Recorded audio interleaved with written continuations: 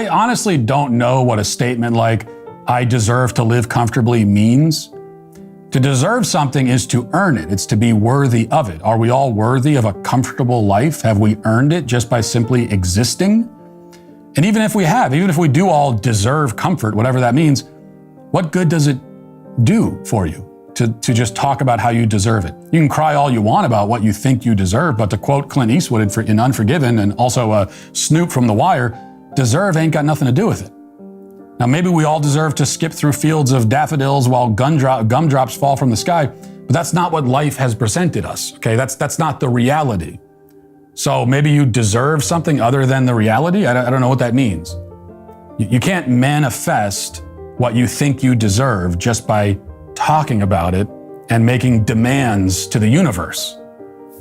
So for all the younger people who lament the state of things and the fact that in many ways it would have been easier to have been born 40 years ago, we might just put it this way. You're right. You get a raw deal. It's not fair. I don't think you deserve a comfortable life necessarily. Life is simply an uncomfortable thing much of the time, but you do deserve a better country and a better culture and a better economy than the one that you're getting. Okay, now what? We've established that, okay? It's like, it shouldn't be this way. This should not be the culture that you are inheriting. It shouldn't be. But, okay, what's your next move? What do you do now? The problem with people in the younger generations is that they correctly diagnose many of these issues, and then they use that diagnosis as an excuse to give up before the game even starts.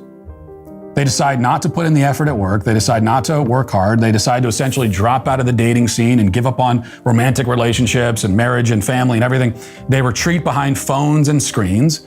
And this is just not the way to solve any of these problems. It's the same kind of criticism that I have of the red pill manosphere types who correctly point out all the ways the system is stacked against men, but then they offer no real solution except for a full-scale retreat, recommending that men give up on family life, marriage, legacy, their own bloodline. That's not a strategy, that's despair. And you can't give in to despair, especially at a young age.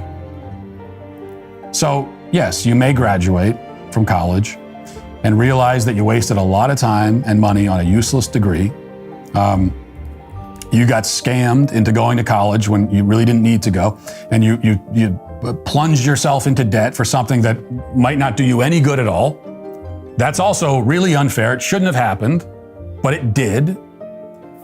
You may struggle to attain financial security. You may not be able to afford a house or many of the things that your parents could afford at your age. All of that may be the case. These are the obstacles that you face. Every generation has its own, okay? It's not perfect for anybody. And these are yours. The goal is to succeed and thrive in spite of them. That must be the goal, otherwise there is no point. You have to get to work either way. And obsessing over how unfair everything is and how you aren't being handed what you think you deserve will not accomplish anything.